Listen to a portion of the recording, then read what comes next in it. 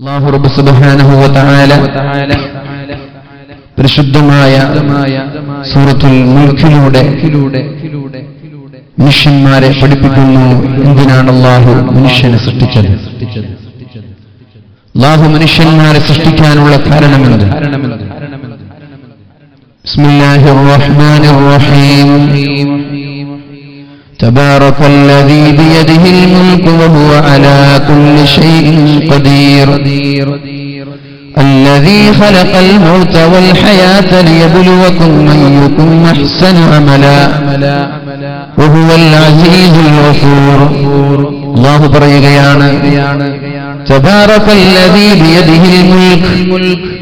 ആരുടെ കയ്യിലാണോ അധികാരമുള്ളത് അവൻ പ്രതാപവാനാണ്, അവൻ ഉന്നതനാണ്, അവൻ മഹോന്നതനാണ്. തബാറകല്ലദീ ബിയദിഹിൽ മുൽക്ക്. അധികാരം കയ്യിൽ പിടിച്ചിരിക്കുന്ന പരിശുദ്ധനായ അല്ലാഹു റബ്ബ് സുബ്ഹാനഹു വ തആല പ്രതാപവാനാണ്. വഹുവ അലാ കുല്ലി ഷൈഇൻ ഖദീർ. ലോകത്തുള്ള എല്ലാ കാര്യങ്ങളെയും നിയന്ത്രിക്കുന്നതും അല്ലാഹു തന്നെ. അല്ലദീ ഖലഖൽ മൗത വൽ ഹയാ.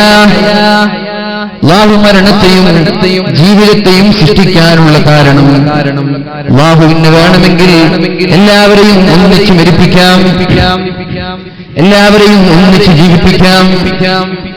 വിശാലമായ മഹ്ശറ പോലെ നീണ്ടു കിടക്കുന്ന വലിയൊരു മൈതാനിയിൽ, വലിയൊരു ലോകത്ത് അല്ലാഹു തആലയ്ക്ക് ലോകത്തുള്ള എല്ലാ ആളുകളെയും ഒന്നിച്ച് ജീവിപ്പിക്കാൻ കഴിയാഞ്ഞിട്ടല്ല. മഹ്ശറയിൽ ഓരോ ആളുകളെ ഭാഗികമായി ഭാഗിച്ചുകൊണ്ടല്ലോ നിർത്തുന്നത്. ആദം നബി അലൈഹിസ്സലാം മുതൽ ലോകത്തിന്റെ അന്ത്യം വരെയുള്ള എല്ലാ ആളുകളെയും ഒരൊറ്റ ഒരു മൈതാനിയിൽ അല്ലാഹു ഒരുമിച്ച് കൂട്ടുകയാണ്. അതുപോലെ അല്ലാഹു ഇന്ന് ദുനിയാവിൽ എല്ലാവരെയും ഒരേ സമയത്ത് ജീവിപ്പിച്ച് ഒരേ സമയത്ത് മരിപ്പിക്കാൻ അല്ലാഹു ഇന്ന് കഴിയാഞ്ഞിട്ടല്ല. പിന്നെ എന്റെ അല്ലാഹു ചില ആളുകൾ മരിക്കുമ്പോൾ ചില ആളുകൾ ജനിക്കുന്നത്? എന്തിനാണ് അല്ലാഹു ഇങ്ങനെ ഒരു ദൃഷ്ടാന്തം ഉണ്ടാക്കിയത്? എന്തിനാണ് അല്ലാഹു ഇങ്ങനെ ഒരു പ്രതിഭാസം ഉണ്ടാക്കിയത്? അല്ലാഹു തന്നെ അതിനൊരു കാരണം പറയുകയാണ്. അല്ലദീ ഖലഖൽ മൗത വൽ ഹയാ. മരണത്തെയും ജീവിതത്തെയും അല്ലാഹു സൃഷ്ടിക്കാനുള്ള കാരണം ലിയബ്ലുവകും അയ്യുകും അഹ്സനു അമലാ. നമ്മളിൽ ആരാണ് ഏറ്റവും നന്നായി അമൽ ചെയ്യുന്നത്? പരീക്ഷിക്കാനാണ്. മനുഷ്യന്റെ സൃഷ്ടിപ്പിന്റെ പിന്നിലുള്ള രഹസ്യം തന്നെ പരീക്ഷണമാണ്. ലിയബ്ലുവകും അയ്യുകും അഹ്സനു അമലാ. നമ്മളിൽ ആരാണ് ഏറ്റവും നന്നായി അമൽ ചെയ്യുന്നത് എന്ന് പരീക്ഷിക്കാനാണ് അല്ലാഹു റബ്ബ് സുബ്ഹാനഹു വ തആല മരണത്തെയും ജീവിതത്തെയും സൃഷ്ടിച്ചത്. മനസ്സിലാക്കണം നമ്മൾ. ഇധർ ജിന്ദഗി കാ ജനാസാ ഉഠേഗാ, ഇധർ ജിന്ദഗി കാ ദുൽഹൻ ബനേഗാ. എത്രയെത്ര വീടുകളിൽ കല്യാണ മാമാങ്കം നടക്കുമ്പോൾ ഒരുപാട് വീടുകളിൽ മയ്യിത്തുമായി ഖബറിലേക്ക് കടന്നുകൊണ്ടിരിക്കുകയാണ്. എന്തിനാണ് ഈ പ്രതിഭാസം അല്ലാഹു സൃഷ്ടിച്ചത്? അയൽവാസിയുടെ വീട് അടിച്ചു പൊളിക്കുന്ന കല്യാണമാണ്. നദിയടുക്കയിലുള്ള ആളുകളോട് പ്രത്യേകം പറയേണ്ടതില്ലല്ലോ. കല്യാണം വരുമ്പോൾ ഗാനമേളകളിലൂടെ കല്യാണത്തിന് തുടക്കം കുറിക്കുന്ന ആഭാസം നമ്മൾ നടത്തിപ്പോകരുത്. എന്തിനാണ് ഇത്രയും പവിത്രമായ ഇത്രയും മഹത്തായ ഒരു സൽക്കർമ്മത്തെ ഹറാമിലൂടെ തുടങ്ങുന്നത്? വെൽ ബിഗിനിങ് ഹാഫ് ഡൺ എന്നാണ്. നല്ല രീതിയിൽ തുടങ്ങിയാൽ അതിന്റെ പകുതിയും വിജയിച്ചു എന്ന് ഒരു പ്രോവേർബ് പഠിപ്പിക്കുന്നത് പോലെ പവിത്രമായ ബന്ധത്തെ ഹറാമിലൂടെ തുടങ്ങിയാൽ പിന്നെ എങ്ങനെയാണ് ആ ദാമ്പത്യ ജീവിതത്തിൽ ബർക്കത്തുണ്ടാകുന്നത്?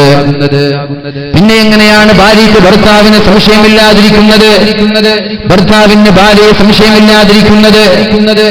കല്യാണം കഴിക്കുന്നത് വരെ ഒരാളുടെ ടെൻഷൻ, അല്ലാഹുവേ എനിക്ക് എങ്ങനെയുള്ള പെണ്ണായിരിക്കും ലഭിക്കാൻ പോകുന്നത്, അതിനെക്കുറിച്ചാണ് തലപുകഞ്ഞ് ആലോചിക്കുന്നത്. അവന്റെ ടെൻഷൻ കല്യാണം നടക്കുന്നത് വരെ, അല്ലാഹുവേ അല്ലാഹുവേ എനിക്ക് എങ്ങനെയുള്ള പെണ്ണായിരിക്കും ലഭിക്കാൻ പോകുന്നത്. കല്യാണം കഴിഞ്ഞാൽ മരണം വരെ ലഭിച്ച പെണ്ണിനെ ഓർത്ത് ദുഃഖിച്ചുകൊണ്ടിരിക്കുകയാണ്. പല ആളുകൾക്കും ഭാര്യയ്ക്ക് ഭർത്താവിന് സംശയം, ഭർത്താവിന്റെ ഭാര്യയെ സംശയം. എന്തിനാണ് ഈ സംശയങ്ങൾ? ഇങ്ങനെയുള്ള സംശയ രോഗങ്ങളാണ് ഖലാഖിലേക്ക് കൊണ്ടെത്തിക്കുന്നത്, ഡിവോഴ്സിലേക്ക് കൊണ്ടെത്തിക്കുന്നത്.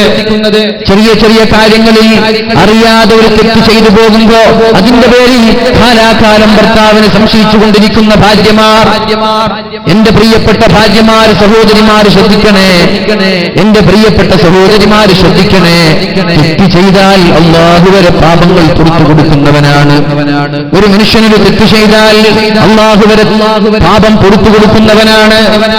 എത്ര വലിയ തെറ്റും ശിർക്ക് ചെയ്താൽ വരെ അല്ലാഹു പുറത്തു കൊടുക്കുമെന്ന് പരിശുദ്ധ റസൂലുള്ളാഹ്. ശിർക്ക് ചെയ്ത ഒരാൾ അല്ലാഹുവിലേക്ക് തൗബ ചെയ്ത് മടങ്ങിയാൽ അല്ലാഹു അയാൾക്കും പുറത്തു കൊടുക്കും. അല്ലാഹുവിന് ഇഷ്ടമില്ലാത്ത ദോഷമേത്? അല്ലാഹുവിനോട് വേറെ ഒരാളെ പങ്കുചേർക്കൽ അല്ലാഹുവിന് ഇഷ്ടമല്ല. അങ്ങനെയുള്ള സർവശക്തനായ റബ്ബ് അല്ലാഹുവിനോട് വേറെ ഒരാളെ പങ്കുചേർത്താൽ അവന് വരെ തൗബ ചെയ്താൽ അല്ലാഹു പുറത്തു കൊടുക്കുമ്പോൾ എന്തേ നമ്മുടെ സഹോദരിമാർക്ക് എന്തെങ്കിലും ഒരു തെറ്റ് ചെയ്യുന്നത് കാണാനിടയായാൽ അതിന്റെ പേരിൽ മരണം വരെ ഭർത്താക്കന്മാരെ സംശയിച്ചു നടക്കുന്നത്? എന്തിനാണ് ഭർത്താക്കന്മാർ ഭാര്യ എന്തെങ്കിലും ഒരു തെറ്റ് ചെയ്യുന്നത് കാണുമ്പോ ആ ഭാര്യമാരെ സംശയിച്ചുകൊണ്ട് നടക്കുന്നത്? പുറത്തു കൊടുത്തുകൂടെ? ഒന്ന് മാപ്പ് ചെയ്തു കൊടുത്തുകൂടെ? ആലോചിക്കണം. നമ്മൾ എങ്ങനെയാണോ പെരുമാറുന്നത് അതുപോലെയാണ് അല്ലാഹു നമ്മളോട് പെരുമാറുന്നത്. നമ്മുടെ പെരുമാറ്റം എങ്ങനെ, നമ്മുടെ സ്വഭാവം എങ്ങനെ, നമ്മുടെ ജീവിത രീതി എങ്ങനെ, അതുപോലെയാണ് അല്ലാഹു നമ്മോട് പെരുമാറുന്നത്. ആർക്കും മാപ്പ് നൽകാതെ, ആർക്കും പുറത്തു കൊടുക്കാതെ എല്ലാവരോടും വാശി പിടിച്ചുകൊണ്ടിരിക്കുന്ന സ്വഭാവമാണെങ്കിൽ ആയിരക്കണക്കിന് പതിനായിരക്കണക്കിന് തിന്മകൾ ദൈനംദിനം നമ്മൾ ചെയ്തുകൊണ്ടിരിക്കുമ്പോ അല്ലാഹു മാപ്പ് തരുമെന്ന് പ്രതീക്ഷിക്കണ്ട. ഭൂമിയിലുള്ള ആളുകളോട് കാരുണ്യം കാണിച്ചാലേ ആകാശത്തുള്ള അല്ലാഹു നമ്മോട് കാരുണ്യം കാണിക്കുകയുള്ളൂ. നമ്മൾ ആർക്കും കാരുണ്യം ചെയ്തിട്ടില്ല, എന്നിട്ട് പടച്ചോന്റെ കാരുണ്യം പ്രതീക്ഷിക്കണ്ട. അത് ഇംപോസിബിൾ, അസാധ്യമാണ്. നമ്മൾ കാരുണ്യം ചെയ്യാം എങ്കിൽ പടച്ചോൻ നമ്മോടും കാരുണ്യം ചെയ്യും. ഭൂമിയിലുള്ള ആളുകളോട് നിങ്ങൾ കാരുണ്യം കാണിക്കണേ. എങ്കിൽ അല്ലാഹു നിങ്ങളോടും കാരുണ്യം കാണിക്കുമെന്ന് ശഫീഉനാ റസൂലുള്ളാഹി. മനുഷ്യന്റെ ജീവിതം തന്നെ നിരാശയിലൂടെ, മനുഷ്യന്റെ ജീവിതം തന്നെ പ്രശ്നങ്ങളിലൂടെ, പ്രയാസങ്ങളിലൂടെ. അതുകൊണ്ട് എന്റെ പ്രിയമുള്ള നാട്ടുകാരോട് എനിക്ക് വളരെ സ്നേഹപൂർവ്വം പറയാനുള്ളത്, കല്യാണ ദിവസങ്ങൾ ഹറാമ് കൊണ്ട് തുടക്കം കുറിക്കരുത്. ഈ അടുത്തൊരു കല്യാണം ഒരു വഴിയിലൂടെ സഞ്ചരിക്കുമ്പോൾ കാണാനിടയായി. സ്റ്റേജിലേക്ക് പെണ്ണുങ്ങളെ കയറ്റി നൃത്തം വെക്കുന്ന, പാട്ടുപാടുന്ന ഒരു കല്യാണം. ആഭാസമല്ലേ അത്? സ്റ്റേജിലേക്ക് പെണ്ണുങ്ങൾ പാട്ടുപാടുന്ന പെണ്ണുങ്ങളുണ്ടായാൽ, പാട്ടുപാടുന്ന പെണ്ണുങ്ങളും സ്റ്റേജിൽ കയറി നൃത്തം ചെയ്യുന്ന പെണ്ണുങ്ങളും ഉണ്ടായാൽ അല്ലാഹു തീക്കാറ്റുകളെ പറഞ്ഞേക്കുമെന്ന് പരിശുദ്ധ റസൂലുള്ളാഹ്. കല്യാണ ദിവസങ്ങളിൽ പ്രത്യേകം ശ്രദ്ധിക്കണം. അത് മഹല്ലിന്റെ ഉത്തരവാദപ്പെട്ട ആളുകളുടെ ദൗത്യമാണ്, സെക്രട്ടറിയുടെ ദൗത്യമാണ്, പ്രസിഡന്റിന്റെ ദൗത്യമാണ്. എന്റെ മഹല്ലിന്റെ പരിധിയിൽപ്പെട്ട വീടുകളിൽ ഗാനമേളകൾ, കല്യാണങ്ങളിൽ നടക്കാൻ പാടില്ല.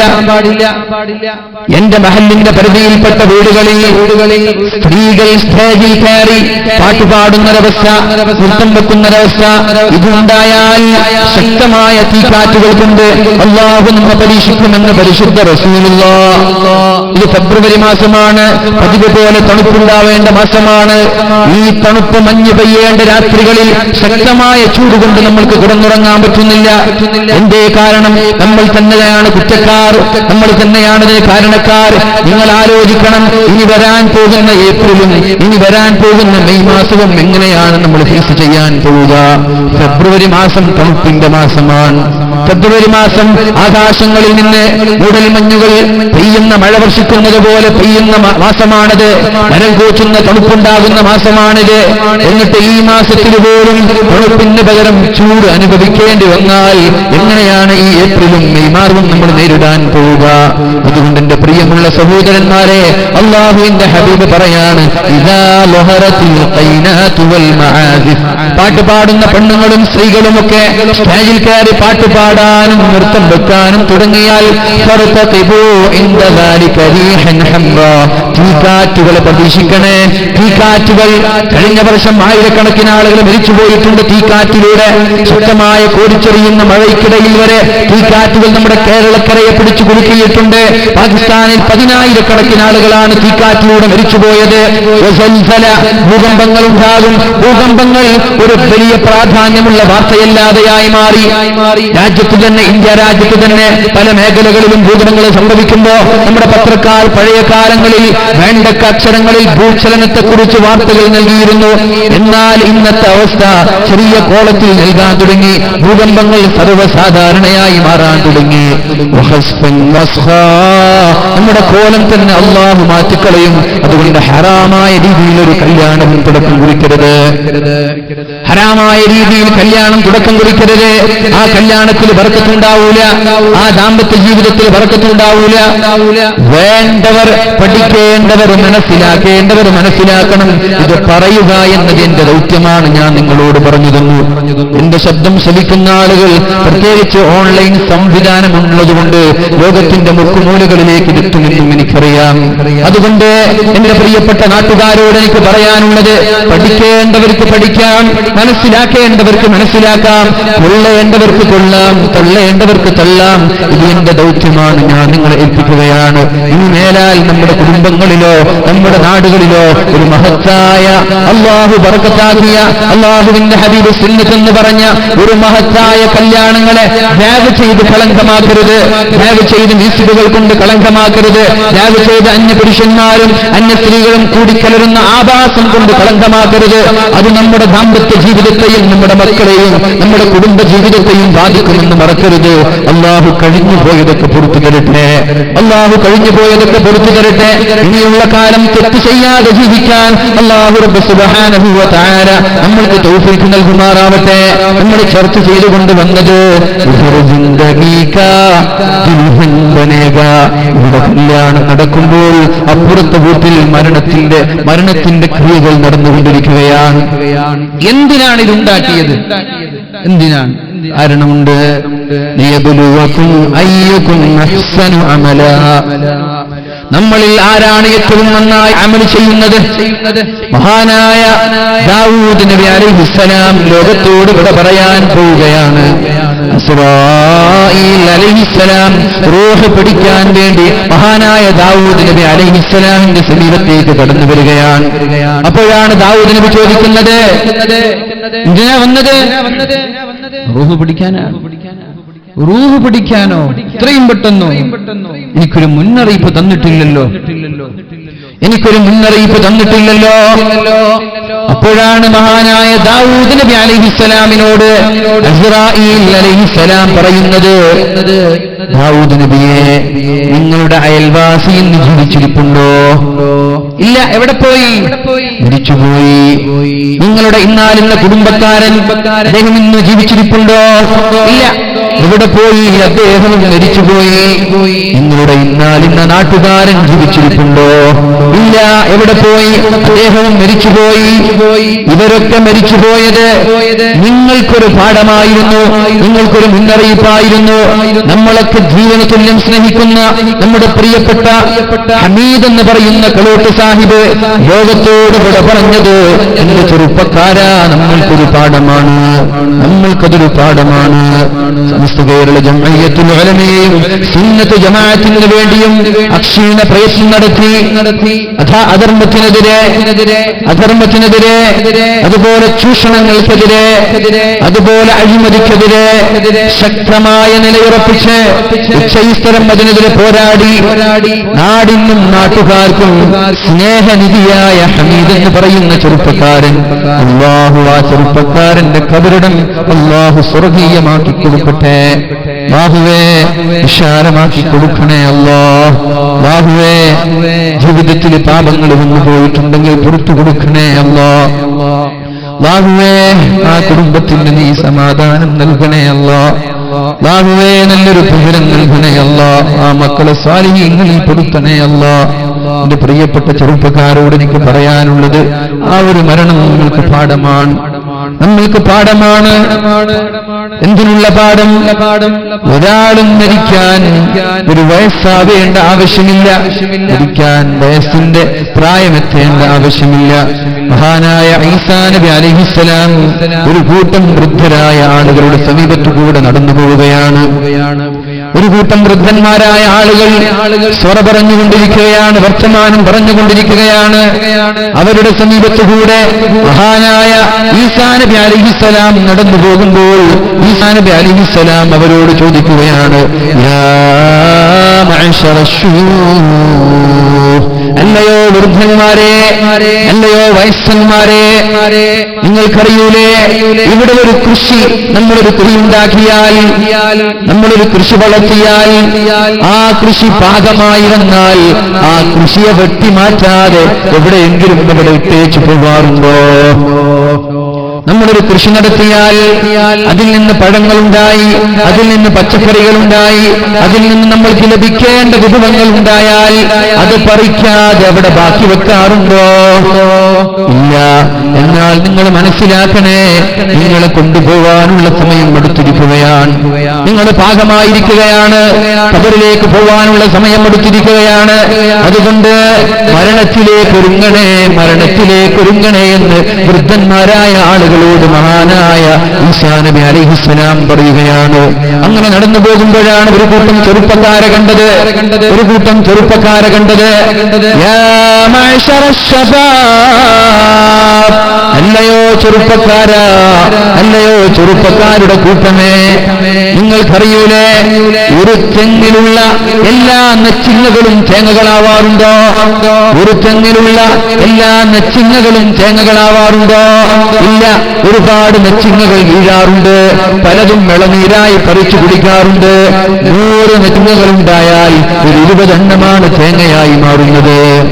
എന്നിട്ട് ചെറുപ്പക്കാരോട് ചോദിച്ചു, നിങ്ങളും അതുപോലെ വയസ്സാവാതെ മരിക്കാൻ സാധ്യതയുണ്ട്, അതുകൊണ്ട് വേഗം മരണത്തിലേക്ക് ഒരുങ്ങണമെന്ന് മഹാനായ ഈസാ നബി അലൈഹിസ്സലാം പഠിപ്പിക്കുകയാണ്. മരണങ്ങൾക്കൊരു പാഠമാണ്, നമ്മൾക്ക് മരണങ്ങളൊക്കൊരു പാഠമാണ്.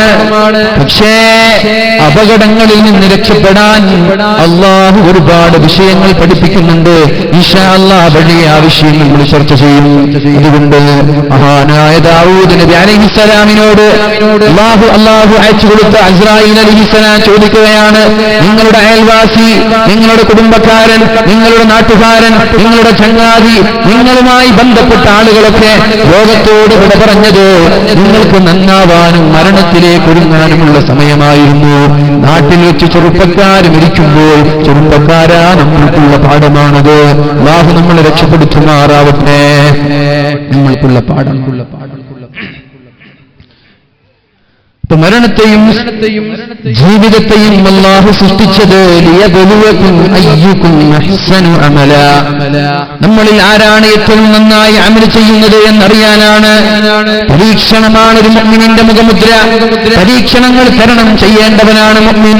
ഒഴുക്കിനെതിരെ നീന്തേണ്ടവരാണ് മുഅ്മിൻ, ഒഴുക്കിനനുസരിച്ച് നീന്തേണ്ടവരല്ല മുഅ്മിൻ. പ്രത്യേകം ശ്രദ്ധിക്കണം, ഒഴുക്കിനനുസരിച്ച് നീന്തേണ്ടവരല്ല മുഅ്മിൻ, ഒഴുക്കിനെതിരെ നീന്തേണ്ടവരാണ് മുഅ്മിൻ. പരീക്ഷണങ്ങളിൽ പതറാതെ മുന്നേറുന്നവനാണ് മുഅ്മിൻ. ഇതാണ് മുസ്ലിം. ഇവരെയാണ് മുഅ്മിൻ എന്ന് പറയാൻ പറ്റുക.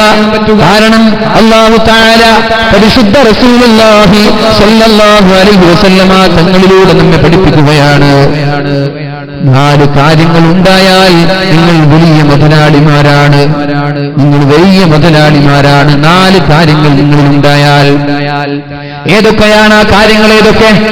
4 കാര്യങ്ങളൊന്ന് ലിസാനുൻ ദാകിർ, ദിക്ർ ചൊല്ലാൻ പറ്റുന്ന നാവ് നമ്മൾക്കുണ്ടായാൽ അതിനേക്കാൾ വലിയ ഭാഗ്യം നമ്മൾക്ക് ലഭിക്കാനില്ല.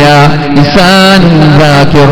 നമ്മുടെ ഭാര്യമാർ, നമ്മുടെ ഉമ്മമാർ, നമ്മുടെ പെങ്ങന്മാര് വീട്ടിൽ അടിച്ചു വാരിക്കൊണ്ടിരിക്കുമ്പോ ലാ ഇലാഹ ഇല്ലല്ലാഹ്, ലാ ഇലാഹ ഇല്ലല്ലാഹ്, സുബ്ഹാനല്ലാഹ്, അൽഹംദുലില്ലാഹ്, അല്ലാഹു അക്ബർ എന്ന് പറഞ്ഞു വീടടിച്ചു മാറുന്ന ഭാഗ്യമാരുണ്ടായാൽ, ഡ്രൈവ് ചെയ്യുന്ന ചെറുപ്പക്കാർ പെൻഡ്രൈവുകളോ ബോക്സുകളോ ഉപയോഗിച്ചുകൊണ്ട്, കേബിളുകളോ ഉപയോഗിച്ചുകൊണ്ട് പാട്ടുകളും മ്യൂസിക്കുകളും കേൾക്കുന്നതിന് പകരം വണ്ടിയിലേക്ക് കയറി ലാ ഇലാഹ ഇല്ലല്ലാഹ്, അസ്തഗ്ഫിറുല്ലാഹൽ അലീം, അസ്തഗ്ഫിറുല്ലാഹൽ അലീം എന്നിങ്ങനെ ദിക്ർ ചൊല്ലി ഡ്രൈവ് ചെയ്യാൻ ആർക്കെങ്കിലും ഭാഗ്യമുണ്ടോ? അവനേക്കാൾ വലിയ ഭാഗ്യവാൻ വേറെ ഇല്ല എന്ന് പരിശുദ്ധ റസൂലുള്ളാഹ്. വണ്ടിയിൽ കയറിയാൽ ആകെ ഒരു പാട്ടും കേട്ട് നമ്മൾ ഇങ്ങനെ ഡ്രൈവ് ചെയ്യും. ആലോചിക്കണം നമ്മള്. ഇന്നമൽ അഅമാലു ബിഖവാതീമിഹാ, അല്ലാഹു ഒരാൾ അവസാനമായി എന്ത് ചെയ്തു എന്നാണ് അല്ലാഹു നോക്കുന്നത്. നമ്മുടെ നന്മകൾ സ്വീകരിക്കുന്നത് അവസാനമായി എന്ത് ചെയ്തു എന്ന് നോക്കിയിട്ടാണ്. ഒരാൾ ഡ്രൈവ് ചെയ്യുമ്പോൾ ഹറാമായ മ്യൂസിക്കുകൾ കേട്ടുകൊണ്ട് ഡ്രൈവ് ചെയ്തുകൊണ്ടിരിക്കുകയാണ്.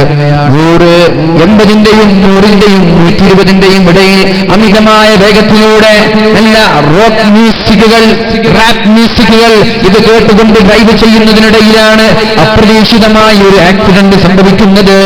ആ ആക്സിഡന്റിൽ മരിച്ചു പോവേണ്ടി വന്നാൽ അവസാനമായവൻ കേട്ടത് ഹറാമാണ്.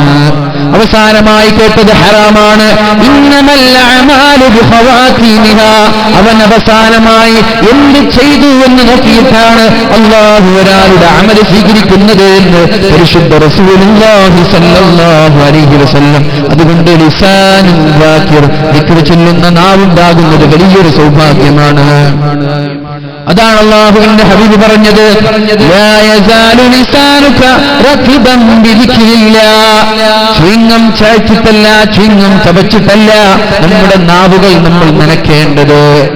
ചോക്ലേറ്റ് ചവച്ചിട്ടല്ല, എന്തുമാവട്ടെ പാമ്പറേഗോ അല്ലെങ്കിൽ ഏതെങ്കിലും പാൻ മസാലകൾ ചവച്ചിട്ടല്ല നമ്മുടെ നാവുകളും നമ്മുടെ വായകളും നമ്മൾ നനയ്ക്കേണ്ടത്.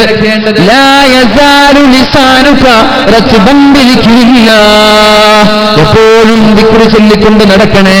ആ ദിക്ർ കൊണ്ട് നിങ്ങളുടെ നാവുകൾ നനയട്ടെ എന്ന് പരിശുദ്ധ റസൂലുള്ളാഹി സ്വല്ലല്ലാഹു അലൈഹി വസല്ലം നമ്മെ പഠിപ്പിക്കുകയാണ്. ദിക്ർ ചൊല്ലിക്കൊണ്ട് നാവ് നനക്കാൻ 4 കാര്യങ്ങളാണ് പറഞ്ഞത്. ഒന്നാമത്തെ ഭാഗ്യവാൻ, എപ്പോഴും ദിക്ർ ചൊല്ലുന്ന നാവുണ്ടായാൽ അവൻ വലിയ ഭാഗ്യവാനാണ്. രണ്ടാമത്തേവൻ വഖൽബുൻ ഷാകിർ, എന്തെങ്കിലും അനുഗ്രഹങ്ങൾ ഉണ്ടാകുമ്പോൾ അൽഹംദുലില്ലാഹ് അൽഹംദുലില്ലാഹ് എന്ന് പറയുന്നവൻ വലിയ ഭാഗ്യവാന്മാരാണ്. മഹാനായ ഉർവത്ത് ബിൻ സുബൈർ റളിയല്ലാഹു അൻഹു, മഹാനായ ഉർവത്ത് ബിൻ സുബൈർ റളിയല്ലാഹു അൻഹു അദ്ദേഹം ഒരു ക്യാൻസർ ബാധിച്ച് അദ്ദേഹത്തിന്റെ കാല് മുറിച്ചു മാറ്റാനുള്ള കൽപ്പനയുണ്ടായി. ശരീരത്തിലേക്ക് ക്യാൻസർ ബാധിച്ച് ഇങ്ങനെ കയറിക്കൊണ്ടിരിക്കുകയാണ്. ആദ്യം കാലിന്റെ അന്ത്യത്തിൽ വെച്ച് തുടങ്ങി, കാലിന്റെ മുട്ടിലേക്കെത്തി, മുട്ടിൽ നിന്ന് ഊരയിലേക്കെത്തി. തുടക്കത്തിൽ തന്നെ ഡോക്ടർ പറഞ്ഞു കാല് മുറിച്ചു മാറ്റണമെന്ന്. അപ്പോഴാണ് അദ്ദേഹം പറഞ്ഞത്, ഞാൻ ക്ഷമിച്ചോളാം, കുഴപ്പമില്ല.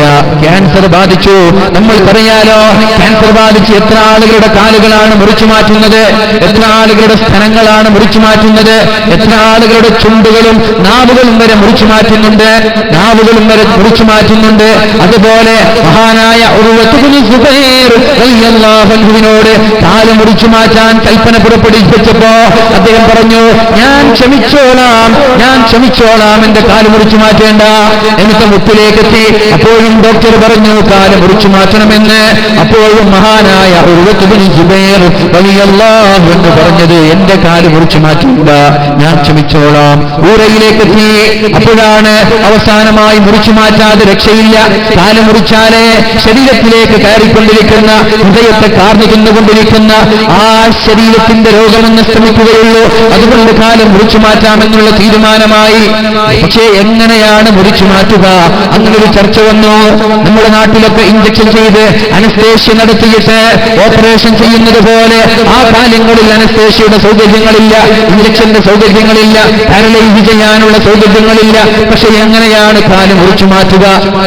അപ്പോഴാണ് ഡോക്ടർ പറഞ്ഞത്, ശരീരത്തെ മയക്കിക്കെടുത്താനുള്ള ഒരു മയക്കുമരുന്ന് ഞാൻ കൊണ്ടുവരാം. നിങ്ങൾ കഴിച്ചാൽ നിങ്ങൾ അബോധാവസ്ഥയിൽ വീഴും. അപ്പോൾ നിങ്ങളുടെ കാൽ ഞാൻ മുറിച്ചു മാറ്റിക്കോളാം. അപ്പോഴാണ് മഹാനായ ഉർവത്ത് ഇബ്നു സുബൈർ റളിയല്ലാഹു അൻഹു പറയുന്നത്, എന്റെ പ്രിയപ്പെട്ട സഹോദരന്മാർ, എന്റെ പ്രിയപ്പെട്ട സഹോദരിമാരെ, ഈ വിഷയങ്ങൾ ശ്രദ്ധിക്കണം. നമ്മള് മഹാനായ ഉർവത്ത് ഇബ്നു സുബൈർ റളിയല്ലാഹു അൻഹു പറയുകയാണ്, എന്നെ മയക്കിക്കിടത്തി അബോധാവസ്ഥയിൽ എന്റെ കാല് നിങ്ങൾ മുറിച്ചു മാറ്റരുത്. അള്ളാഹു എനിക്ക് തന്ന ശരീരത്തിലെ റൂഹ് അത് അബോധാവസ്ഥയിലാകുന്നത് എനിക്കിഷ്ടമല്ല. അള്ളാഹുമായി മുനാജാത്ത് നടത്തേണ്ട ശരീരം, അള്ളാഹുമായി ഇടപെടേണ്ട ശരീരം, അള്ളാഹുമായി വിക്രി ചെല്ലേണ്ട ശരീരം മയക്കുമരുന്ന് ഉപയോഗിച്ച് എന്നെ മയക്കിക്കിടത്തുന്നത് എനിക്കിഷ്ടമല്ല. അങ്ങനെ എന്റെ കാല് നിങ്ങൾ മുറിച്ചു മാറ്റരുത്. അപ്പോഴാണ് ഡോക്ടർ പറഞ്ഞത്, എന്നാൽ നിങ്ങൾക്ക് ഞാൻ കല്ല് തരാം, നിങ്ങൾക്ക് മത്ത് പിടിപ്പിക്കുന്ന കല്ല് തരാം. ഹറാമ് കൊണ്ട് എന്റെ ശരീരത്തെ ചികിത്സിക്കുകയോ, ഹറാമ് കൊണ്ട് എന്റെ ശരീരത്തെ ചികിത്സിക്കുകയോ, ഹറാമ് കൊണ്ടും എന്റെ ശരീരത്തെ ചികിത്സിക്കരുത്. അപ്പോഴാണ് ഡോക്ടർ പറഞ്ഞത്, 4-5 ആളുകൾ ഒരുമിച്ച് കൂടി നിങ്ങളുടെ കൈയും കാലും കെട്ടി നിങ്ങളെ ഞാൻ ബലമായി നിങ്ങളുടെ കാല് മുറിച്ചു മാറ്റട്ടെ. അതും വേണ്ട. പിന്നെ എങ്ങനെ മുറിക്കുക? അനസ്തേഷ്യ വേണ്ട, കള്ള് വേണ്ട, ബലമായി പിടിച്ച് മുറിക്കുക, അതും വേണ്ട. പിന്നെങ്ങനെ മുറിക്കുക? പിന്നെങ്ങനെയാണ് മുറിച്ചു മാറ്റുക? അപ്പോഴാണ് മഹാനായ ഉർവത്ത് ഇബ്നു സുബൈർ റളിയല്ലാഹു അൻഹു പറയുന്നത്, ഞാൻ നിസ്കാരത്തിലേക്ക് ചെന്നു, ഫാത്തിഹ ഓതി, സൂറത്ത് ഓതി, റുകൂഇലേക്ക് ചെന്നു, റുകൂഇൽ നിന്ന് ഇഅ്തിദാലിലേക്ക് ചെന്നു, ഇഅ്തിദാലിൽ നിന്ന് സുജൂദിലേക്ക് ചെന്നു.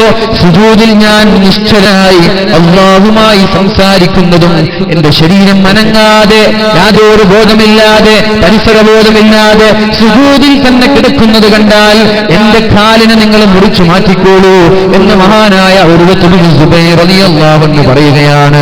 നമ്മൾ ആലോചിക്കണം, എന്റെ പ്രിയപ്പെട്ട സഹോദരങ്ങളെ, ചെറിയ ഒരു കൊതുക് കടിച്ചാൽ വരെ നമ്മുടെ നിസ്കാരത്തിൽ വെച്ച് അടിച്ചു കൊല്ലുന്ന ആളുകളാണ് നമ്മൾ, അല്ലേ?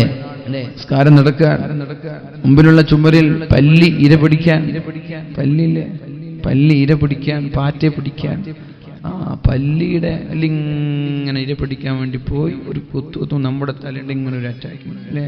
ഇങ്ങനെ നമ്മൾ പല്ലിയെ നോക്കിയിരിക്കും. പല്ലി ഇങ്ങനെ പിടിക്കുന്നതും നോക്കി നമ്മുടെ കോൺസെൻട്രേഷൻ മുഴുവനും പല്ലിയിലാണ്.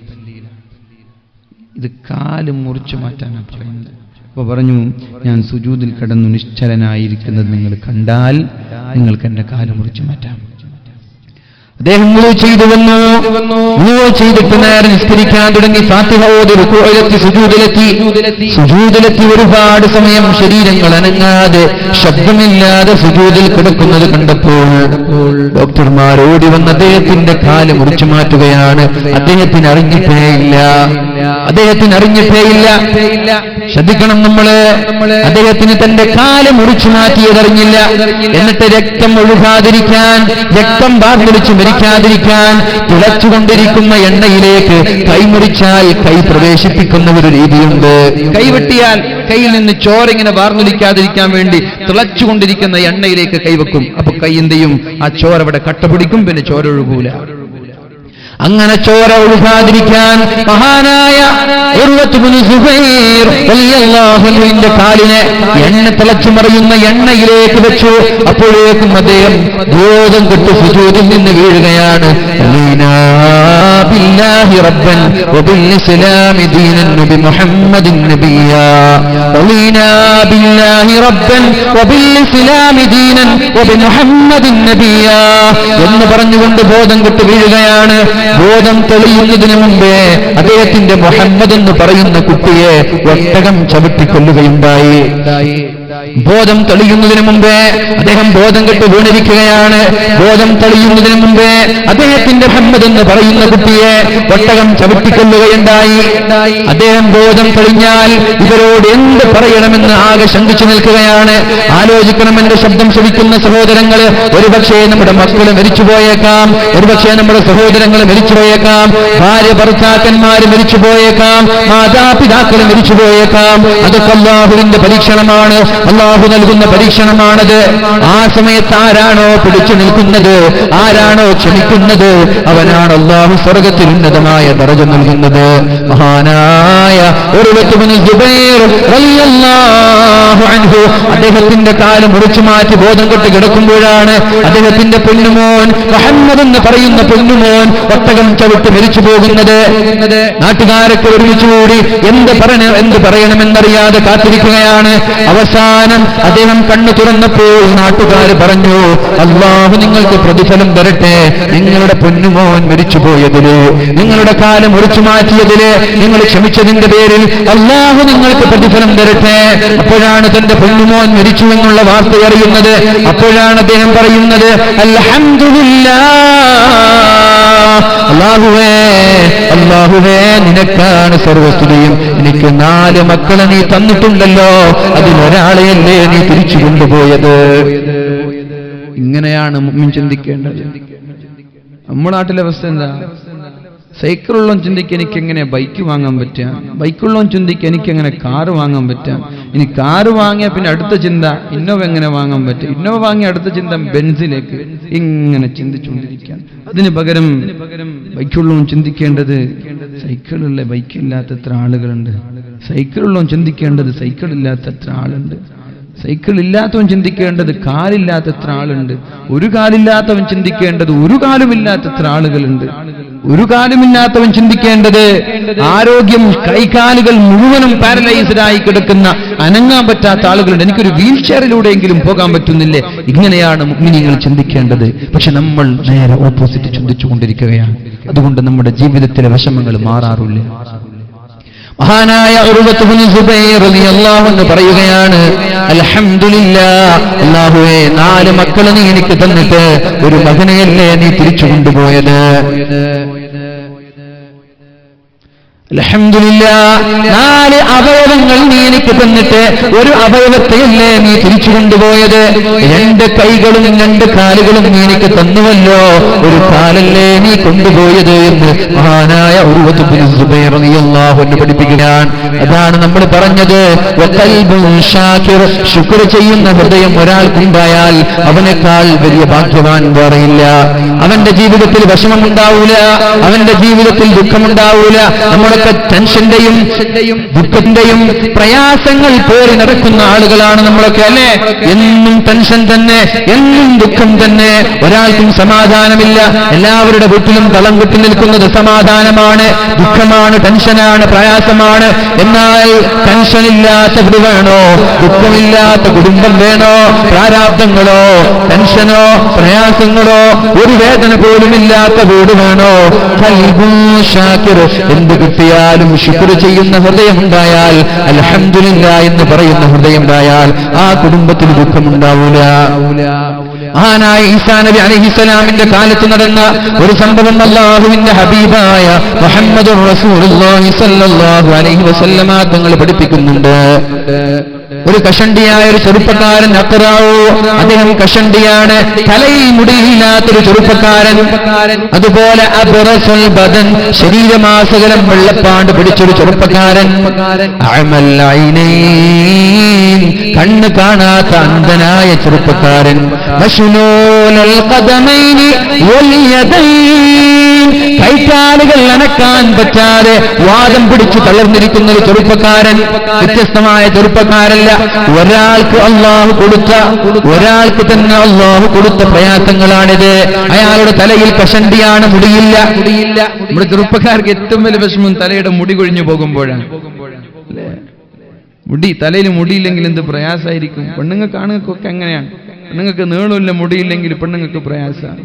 തലയിൽ കഷണ്ടിയാൻ തുടങ്ങിയ പിന്നെ ഒരു ടെൻഷനാണ്. ആ ടെൻഷൻ കൊണ്ട് ചിന്തിച്ചുള്ള മുടിയും കൂടി പോയി കാണും. അങ്ങനല്ലേ അല്ലേ? കഷണ്ടിയൊക്കെ വെച്ച് നടന്നൂടെ? കഷണ്ടിയുള്ള ആളുകളൊക്കെ തൊപ്പിച്ച് നടക്കും, ക്യാപ്പൊക്കെ വെച്ച് നടക്കും. കഷണ്ടിനെ കാണിച്ചോട്ടെ, ഇപ്പൊ എന്താ അതിൽ കുഴപ്പമുള്ളത്? അതിൽ സൗന്ദര്യക്കുറവൊന്നുമില്ലല്ലോ, അല്ലേ? കഷണ്ടിയായ ഒരു ചെറുപ്പക്കാരൻ, എന്നാൽ കഷണ്ടിയിൽ ഒതുങ്ങിയോ ഇല്ല. അബ്റസൽ ബദൻ, ശരീരമാസകലം വെള്ളപ്പാണ്ട് ബാധിച്ചിരിക്കുകയാണ്. അമൽ ഐനൈൻ, വെള്ളപ്പാണ്ട് മാത്രമാണോ, കണ്ണ് കാണാനേ ഇല്ല, രണ്ട് കണ്ണും പൊട്ടിപ്പോയിരിക്കുകയാണ്, കണ്ണിന് കാഴ്ചയില്ല. മശ്ലൂലൽ ഖദമൈനി വൽ യദൈൻ, കൈകാലുകൾ പാരലൈസ്ഡായി തളർന്നു പോയ ഒരു ചെറുപ്പക്കാരൻ. ഇതൊക്കെയുണ്ട്. എന്നിട്ട് അദ്ദേഹം പറയാൻ, അൽഹംദുലില്ലാഹില്ലദീ ആഫാനി മിമ്മ ബതലാ ബിഹി കസീറൻ മിമ്മൻ ഖലഖ വഫല്ലലനി തഫ്ളീലാ. അൽഹംദുലില്ലാഹ്, അല്ലാഹുവേ സർവസ്തുതിയും നിനക്കാണല്ലോ. അല്ലദീ ആഫാനി, എനിക്ക് ആരോഗ്യം തന്ന റബ്ബേ നിനക്കാണ് സർവസ്തുതിയും. മിമ്മ ബതലാ ബിഹി കസീറൻ മിമ്മൻ മറ്റുള്ള ആളുകൾക്ക് നൽകാത്ത ആരോഗ്യവും മറ്റുള്ള ആളുകളെക്കാൾ ശ്രേഷ്ഠതയും അവരെക്കാൾ മഹത്വവും എനിക്ക് നൽകിയ റബ്ബേ നിനക്കാണ് സർവസ്തുതിയുമെന്ന ചെറുപ്പക്കാരൻ പറഞ്ഞപ്പോഴാണ് വേറൊരു ചെറുപ്പക്കാരൻ ആ വഴിയിലൂടെ നടന്നു പോകുന്നത്. അല്ല, നീ പറഞ്ഞല്ലോ അൽഹംദുലില്ലാഹില്ലദീ ആഫാനി, എനിക്ക് ആരോഗ്യം തന്ന റബ്ബേ നിനക്കാണ് സർവസ്തുതിയുമെന്ന് പറഞ്ഞല്ലോ. നിനക്ക് എന്ത് ആരോഗ്യ പഠിച്ചു തന്നത്? എന്ത് ആരോഗ്യമാണ് അല്ലാഹു നിനക്ക് തന്നത്? കണ്ണിന് കാഴ്ചയില്ല. അബ്റസ്, വെള്ളപ്പാണ്ട് ബാധിച്ചിരിക്കുകയാണ്. കഷണ്ടിയാണ്. മശ്ലൂലൽ ഖദമൈൻ, കൈകാലുകൾ പാരലൈസ്ഡ് ആയി പോയിരിക്കുകയാണ്. എന്ത് ആരോഗ്യമാണ് അല്ലാഹു നിനക്ക് തന്നത്? നീ വലിയ പടച്ചവനെ സ്തുതിക്കുന്നുണ്ടല്ലോ, അല്ലാഹുവിനെ സ്തുതിക്കുന്നുണ്ടല്ലോ. എന്ത് ആരോഗ്യമാണ് അല്ലാഹു നിനക്ക് തന്നത് എന്ന് ചോദിച്ചപ്പോ ഈ മനുഷ്യൻ പറയാണ്, ഈ രോഗിയായ മനുഷ്യൻ പറയാണ്, വൈഹക യാ റജുൽ,